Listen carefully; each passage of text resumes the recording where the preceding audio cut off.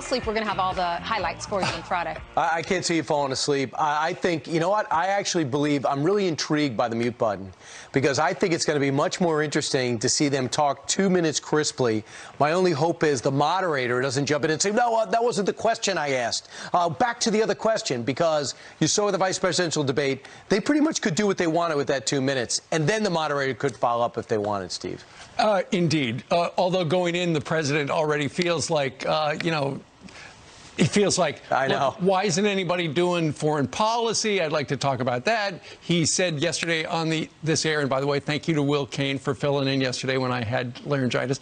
He said that he felt that the moderator was a partisan. So going in, the president feels like he's not going to get a fair shake. Will he? Well, according to the commission, they're trying to level the playing field. Griff Jenkins joins us live from out in. Are you at Belmont University in Nashville right now? I am. Hey, Steve, Ainsley, and Brian, good morning. On the campus of Belmont University, where history's made for a second time. They had the first and only presidential debate in Tennessee in 2008 when it was Obama versus McCain. Obama dominated the clock, Brian, and that one was a bit of a ball hog. And I'll get to that mute button discussion. But first, Biden, who was off the campaign trail, didn't make his case because you had President Trump holding that rally in Erie, Pennsylvania, and he was already trying to draw a contrast between the two candidates. Watch.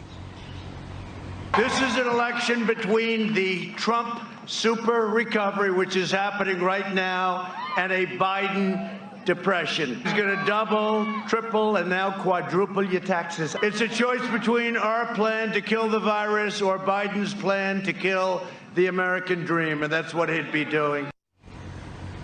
Now let's talk about tomorrow's format. It'll be 90 minutes, no commercials like Cleveland, 6 15-minute segments. And that moderator, you mentioned the president, was attacking his NBC's White House correspondent, Kristen Welker. Her 6 topics will be fighting COVID-19, American families, race in America, climate change, national security, and leadership.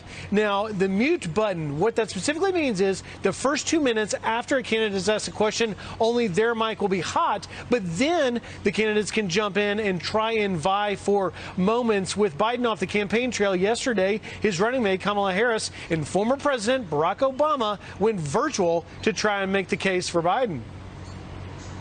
We can come out of this moment stronger than before. In times as polarized as these, your vote doesn't just matter. It matters more than ever before. As Joe Biden always says, the thing that is at stake, reigning over all of it, is the soul of America.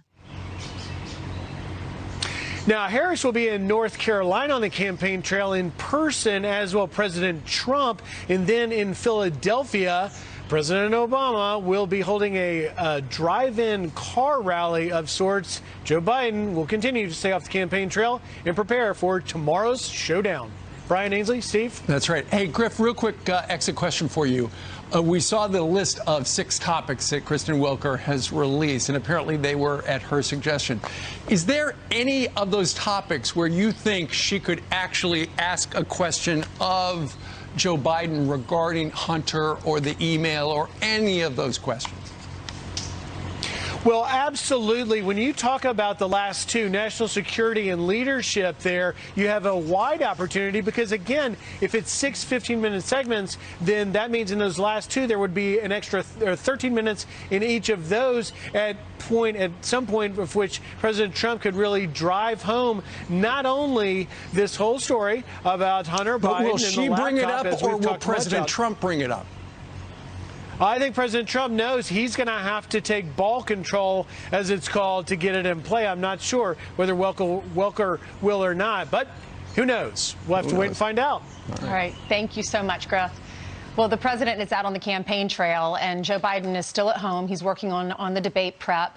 But the president was out in Pennsylvania, and he was talking about Joe Biden's tax policy. He told the crowd, he said, Biden is going to cut your income by $6,500. He's going to outsource your jobs, offshore your factories, and sell out the American worker. He also hit Joe Biden and Kamala Harris for either flip-flopping on fracking or just flat out saying, we're going to ban it. We're in favor of banning it. Listen to the president. Joe Biden will ban fracking and abolish Pennsylvania energy. How many times did he say it? Your fracking and mining industries will be outlawed, exiled, eradicated, and totally extinguished. And you know it, because it's not up to Sleepy Joe. He's gonzo. It's up to the others in the party. The Democrat Party hates fracking. They hate coal. Good, beautiful, clean coal. They hate American energy, and Joe Biden will shut it all down. He's going to. Yeah, that is such an important issue in that area of the country, and that's why he wanted to spread that message. He also had these big screen TVs inside the auditorium, and he played montages of Joe Biden flip-flopping and what Kamala Harris has said about absolutely we are in favor of banning fracking. This is what those two candidates, Biden and Harris, have said in the past about fracking. Listen. Would there be any place for fossil fuels, including coal and fracking, in a Biden administration? No, we would work it out. We would make sure it's eliminated and no more subsidies for either one of those. I guarantee you, we're going to end fossil fuel. No more, no new fracking. There's no question I'm in favor of banning fracking. I make it clear, I do not propose banning fracking. Joe Biden will not ban fracking. That is a fact. But if she could, yeah, all over the place. He won't, but I will. And the other thing they should do with the coronavirus things, what Joe Biden and Kamala Harris were saying along the way, what Nancy Pelosi was doing in Chinatown, what Mayor de Blasio was saying in New York City, and what Governor Cuomo told us, that we have nothing to fear because our hospitals are so much better in New York. I think they were wrong, and wrong, but you need to see it rather than hear somebody else talk about it. Lawrence Jones was on the ground, Fox News analyst, Fox Nation host. I thought that was a great touch yesterday with the video proof of the speech in which he was confirming. Lawrence, what about you? Hey, good morning, family. Good morning. I thought it was a great strategy, but quite frankly, it's not something that the campaign should have had to do. That's something for the media to do. The fact that there has been a campaign that is focused largely on personality instead of substance is just baffling to me. This is a signature issue, and I talked to folks before the president talked about that at his rally yesterday. This is what they had to say. How do you feel about this race? Who's going to pull off the victory in Pennsylvania? I mean, this is Joe Biden's home state. So who wins it? I don't care. It's all about Trump because he cares about everybody. Fracking has been a big issue. So is Joe Biden for fracking or is he against fracking? It all depends on what they told him this morning and what medications he's on. But I'm pretty sure that he's against it. He's flip-flopping all over the place, and I think it's going to really come back to hurt him because the American people, we want to know what you're about, and we know what President Trump's about. He's been for fracking since day one. If they ban fracking from this state, how will it impact this state? It will devastate a lot of people. And the a lot Green of New jobs. Deal? It's a joke. It's a joke. The former president, President Obama, is coming to town to campaign for Joe Biden. Will that have any impact on Pennsylvania voters? I don't believe it will. I don't believe he's old news. He's old news, and Biden is just more of the same. Lawrence? Guys, this county, Erie County, is a Democratic stronghold. The president won it back in 2016, so you got all the Democrats worried about this county. I thought it was more productive to ask them a question that mattered to them in their area instead of the president's tone and tenor, which most of the press focuses on. Sure. Meanwhile, yesterday, Charlemagne the God, the radio talk show host, was actually on television yesterday on another channel talking about what President Trump has been doing with outreach to black voters. Listen to this, and then, Lawrence, we're going to get your comment. When it comes to those black people, you see who may be, showing support for Trump. I just think, it's because Trump is actually talking to young black male voters. He's directing ads towards them. They are a group that, never get courted. I mean, black people don't get courted either as a whole, but that old Democratic regime speaks to old black men, and they think everyone else in the black community, the black family, is just supposed to fall in line. They know black women are going to show up regardless, and they, like I said, they speak to older black men, and they think the rest of us all speak the same language. Lawrence? Well, guys, if y'all will remember, I said a few months ago that the Trump campaign has done a great job when it comes to black men. They're speaking to black men. If Donald Trump gets reelection, black men will be responsible for that. Okay, and the Democrats are going to blame them. It's because the president is focused on taxes. He's talked about criminal justice reform, education issues, and they're fighting for their families. But as I said a couple weeks ago, the administration the campaign has done a terrible job when it comes to black outreach. And all the people that are in I said the president should fire them because they're not doing an effective job reaching all the other masses. And you can tell by Charlemagne's comment. He specifically said black men, not all the other groups within Black America. And as you know, Brian, one of the outreach people came on the show with you and said they're only trying to get 12%. Well, that's not an effective strategy. You got to talk about the issues that matter every single day to black voters. So you may be knocking on doors, but if your messaging is not effective to those voters, then what you're doing is for naught. So again, I expect to see some stuff with black men, but everybody else, I'm not seeing it on the ground. I don't think you could minimize what that means, what those statements just said, not only from you, but from he's an extremely popular talk show host, Charlemagne the God, very talented. And for him to say that on Don Lemon's show is huge. For Ice-T to say what he said to Chris Cuomo is off the charts. Ice Cube, I should say, that's how much I know. But as he came out and said, listen, I just want people that are going to help the community and sign on to a program in which I support, and they returned my call. The other guys didn't. So much goes into caring and being sincere. Look, Brian, how many times have we gone back and forth on this very issue? Just show a little effort. Focus on the issues that matter to those voters. Talk about the things that is going to impact their families. At the end of the day, that wasn't an outreach strategy. That was them hearing directly from the president. Right. You would think if you got black faces in the room talking about the issues that impact America, that they would be able to take the strategy a step forward to get even more support. So again, as I always say, you will know if the strategy is working based on what the progressives do on their side. You saw it with Latino voters. As the president started to surge with Latino voters, you saw that the Joe Biden campaign decided to focus more on Hispanic outreach with ads and get out the votes. You're seeing that now with black males. You're not seeing that with any other category within the black community, but with black males. So you know it's working for black males. Well, Lawrence, we got to go, but look at the cover of the New York Post. 50 Cent says, I don't want to be 20 cents. He's supporting Trump because he likes his tax plan. It will help him more. Keep more of his money in his bank so he can give it to his children instead of the government taking it. Lawrence, thanks so much for being with us. Thanks, guys. You're welcome. Okay, Jillian has some more headlines for us. Hey, Jillian. That's right. Good morning. And let's begin with a Fox News alert now, because the man accused of murdering a veteran Houston police sergeant is an illegal immigrant. ICE telling Fox News overnight Elmer Manzano is a convicted criminal from El Salvador. The agency now has a detainer on him. Sergeant Harold Preston was responding to a disturbance call when he was shot in the head. Preston spent 41 years with the department and was just weeks away from retirement. Another officer was shot in the arm but will be okay. A Navy pilot is safe after ejecting before his jet crashed during a routine training flight. The Navy says there was a, quote, mishap with the F-18 before it went down in California's Central Valley. They didn't give an exact cause. The pilot was taken to a nearby hospital and will be okay.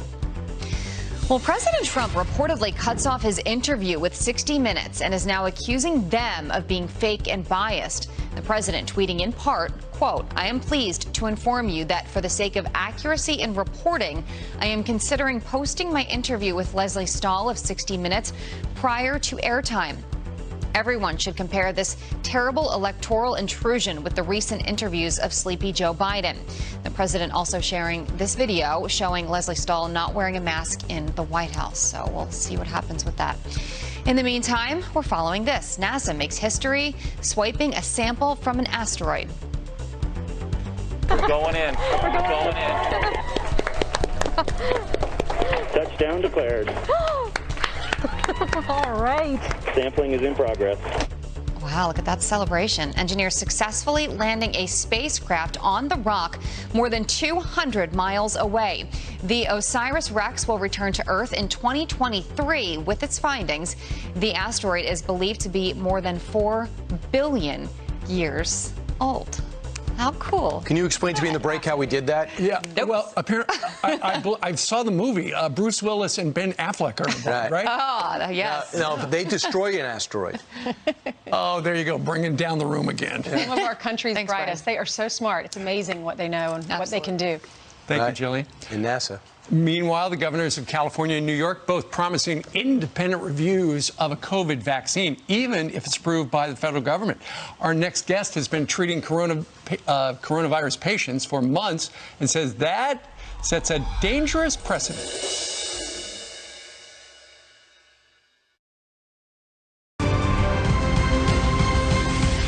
So he's going to put together the same group of people probably that he used to put together in the nursing homes where 11,000 people died because they put heavily infected people in with the general population.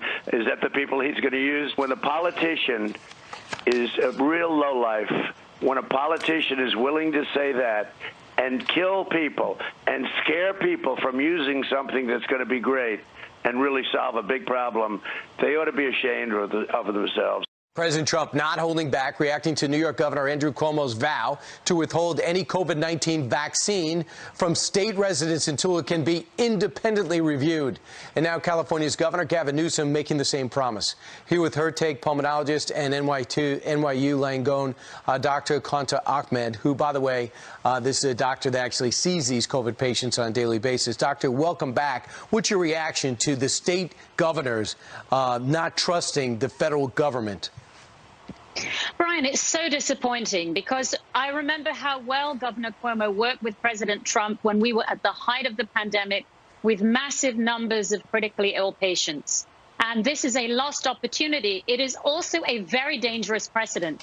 When I see our Democratic governor here and then another in California, remember, this is on the heels of the remarks made by Senator Harris that she also would not trust a vaccine coming out of this administration. The vaccine is being developed by world authorities, incredible U.S. multinational and other international pharmaceuticals that have had a lifetime of experience developing vaccines. The FDA, in my opinion, is unimpeachable in terms of their efforts.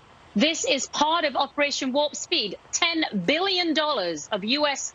funds invested in 10 months to give the world a vaccine. And now we in New York State, including critical frontline workers like myself and my patients, are being held hostage to the governor's political vanity.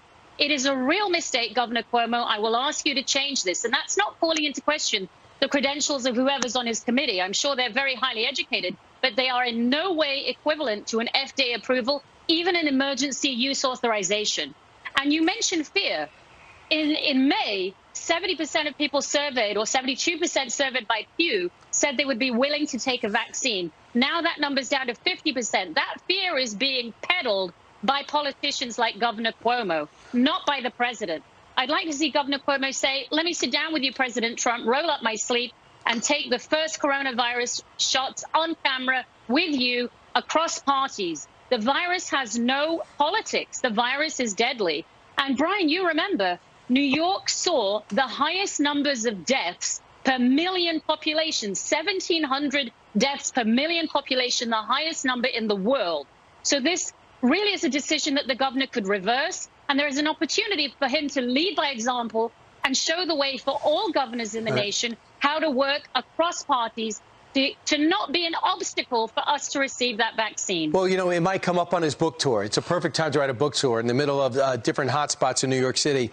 So we understand this, 59,000 new cases averaging a day over the last 2 weeks. Cases are up 36%, deaths are up 7%. But here's the good news. If hospitalization early on in the spring, if you went to the hospital, you had a 25% chance of coming out, 25% chance of losing your life. Now it's down to 7%. That's right. And remember, Brian, we're doing over 1 million coronavirus tests a day in this nation when I last read. Right. So there's definitely viruses on the move. Definitely people are being infected, but we're detecting it more. And the virus is less virulent. But we are going to need a vaccine if we are going to achieve herd immunity. And that is the only way to bring back the world, including the United States, to normal. This is not to be sneezed at. Right, but he wants to sell a book, and he wants to act like a tough guy, and Americans don't get a vaccine. Thanks so much, Doctor. I appreciate it. Pleasure. All right, coming up straight ahead, could Joe Biden's Social Security plan raise taxes on more than just the wealthiest Americans? A former President Obama economic advisor and a member of Trump's Economic Recovery Task Force square off on that next. Thursday, the Supreme Court hangs in the balance. The presidency is on the line for two big events. Stay with Fox all. President Trump and Joe Biden trading jabs over Social Security out on the campaign trail. These guys mean what they say.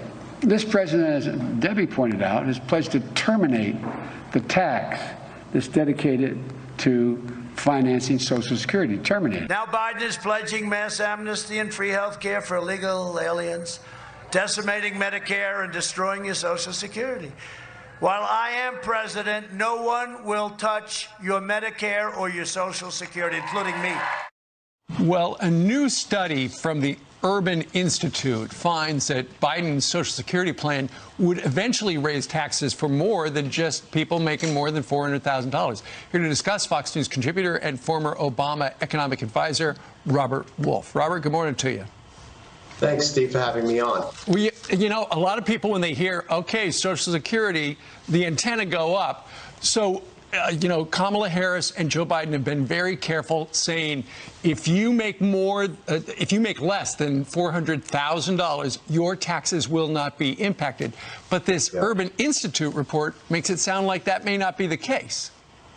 So it's quite a detailed report, so I'm going to try to synthesize it as you and I were chatting. First, I just want to say it's really hard to hit Joe Biden on the Urban report, considering they couldn't even model the Trump plan because, to quote, President Trump has not released a formal plan to reform Social Security. So it's a bit one-sided. But let me speak about the Biden plan, then I'll talk about Trump.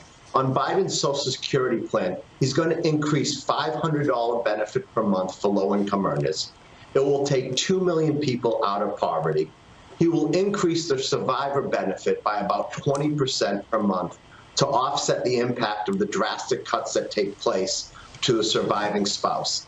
Now, whereas on the Trump plan, as you and I have been talking about, he wants to actually change the payroll, get rid of the payroll tax cut, which not only doesn't help those unemployed during this COVID time, but to what Biden pointed out, it greatly impacts Social Security and Medicare because that's where they get their payments from payroll taxes. So I just have to tell you that this report, in my opinion, is a huge benefit to Joe Biden when it comes out and says. Normally we would have Stephen Moore with us, but we're having a transmission problem. I don't blame him for being a no-show today. This would have been a tough one for him. But, you know, we've got great producers. And what he would tell you, Robert, is that Biden's plans, as he has detailed them so far, would involve $30 trillion worth of spending. And for that amount of money to be raised, he finds it impossible to be able to do that without impacting people in the middle class. Well, I'm a big fan of your producers because they let me on, but those facts are just not accurate. His plan for Build Back Better and for reforming the COVID crisis is about $5 trillion. And he's going to actually take back about $3 trillion by changing tax reform, both on corporates and only the highest earners. Right. And he's going to actually spend about $2 trillion, that's accurate, for what he would call a relief package. No, not dissimilar to what we're talking about today in Congress, which, by the way, I'm absolutely for passing a relief package. So I would just say this 30 trillion number is absurd. Yeah. It's inaccurate. Well, and I still like your producers. Well, thank you very much. That's what Stephen Moore told him. Meanwhile, Ainsley held this up a little while ago. On the cover of the New York Post, you've got rapper 50 Cent, and he said, I don't want to be 20 Cent, because he's talking about how under the Biden plan, high earners would face an effective tax rate of 62% in New York City. Is 62% in New York City fair, Robert? Well, I think 62% is high anywhere. That being said, we're in a pandemic. This pandemic has been like a war for this country. We have to pay for it. Either the wealthiest are going to pay for it now, or the next generation is going to pay for it. So I don't have a problem where we're taxing the highest earners. We're really only taxing the ones most affected of those over $3 million. Actually, if you make under 800,000, it only goes up less than 1.5%. Right. So, I mean, we have to get these numbers more accurate. And remember, this tax is not impacting anyone under 400,000. From 400 to 800,000, it's 25 to 25.5%. But Robert, so I would just say that. Sorry, I was just going to say, because you're a New Yorker, the problem is when you tax the high earners here in the New York City area at 62%, the effective rate in New York City. Why would I want to live here? Why wouldn't they move down to Florida? Why wouldn't they want to move to Tennessee? Why wouldn't they want to move to Texas? Listen, I think that's a good point that New York their tax rate is too high, especially when they're currently running a deficit. It doesn't feel good for the future. Right. I think that being said, even though I'm a Bostonian, I've been living in New York a long time. I would never count New York out. I think we will figure it out. But there's going to be some pain. But there's not only pain in New York, Steve. I mean, come on, 1 out of every 5 small businesses are closing. We're seeing pain throughout this country here. Absolutely. Robert, great discussion. Thank you very much for getting up early with us on this Wednesday. You bet. Thank you. You just loved it because Stephen Moore wasn't here. Just saying. You're stuck with only one Steve. All right. Meanwhile, coming up, a new survey says many of President Trump's supporters are hiding their views publicly. Could these secret voters be the key to victory in 13 days? Mike Huckabee on that coming up next. But first, before the first presidential debate kicks off tomorrow, we ask. Look me in the eye. Where are you from? Where are you from? I'm from Seattle, Washington. Seattle's a good example of how things have gotten out of control. I pay your salary, sir. Where are you from? It doesn't matter where I'm from. I'm from the United States of America, sir. Where are you from? My daughter, who stood on the shoulders of giants. You're going to take her rights away by voting for this woman who's a racist? There you've got Senator Lindsey Graham of South Carolina posting this video of what he calls the hostile, unhinged modern left, confronting him over the upcoming vote, we believe on Monday, for Judge Barrett to the Supreme Court. And he goes on to say, to tell that woman that Judge Barrett is extremely qualified. Well, here with what we can expect as the vote nears Arkansas's GOP, Senator Tom Cotton. Good morning to you, Senator. Morning, everyone. Good to be on with you. What do you think about that? Because I'm sure you're faced with criticisms when you go out to restaurants or wherever, the airports with your family. Yeah. I think Lindsey needs to get better members of his fan club.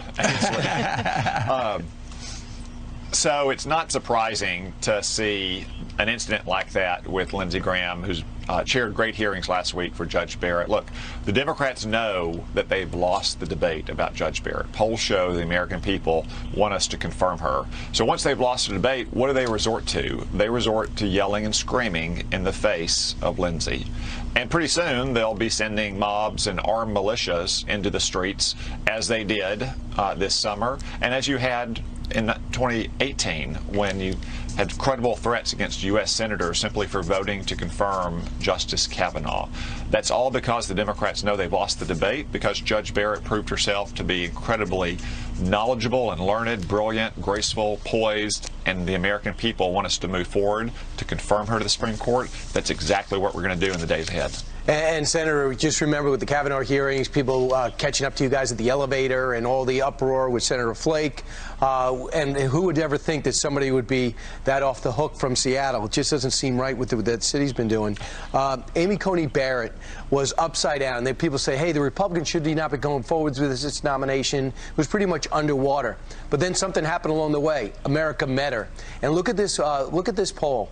51% favor her confirmation, 46% don't, 3% no opinion. So that's more than the split for Republicans and Democrats. Now, here's the other question. Should Democrats increase the size of the Supreme Court if Biden wins? 58% of America is against it, just 31% forward.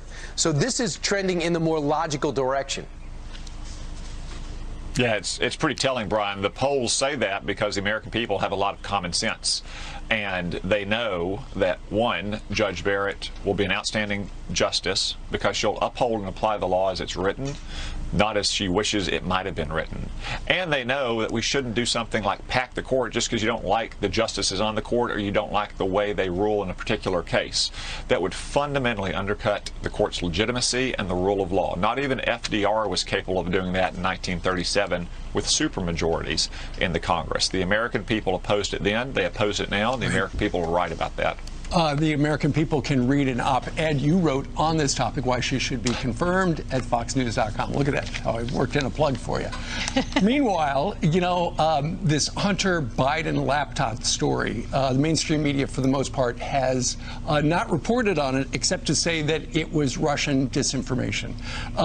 But the Director of National Intelligence has come out and said it's not Russian disinformation. The FBI and the DOJ say it is not Russian disinformation. And yet your colleague across the aisle, the senator from Connecticut, says it is. Watch this. The Russians this time around have decided to cultivate U.S. citizens as assets. They are attempting to try to spread their propaganda in the mainstream media rather than just relying on, you know, bots and Facebook posts as they largely were 4 years ago. And they've been successful. You know, Rudy Giuliani is effectively a Russian asset at this point.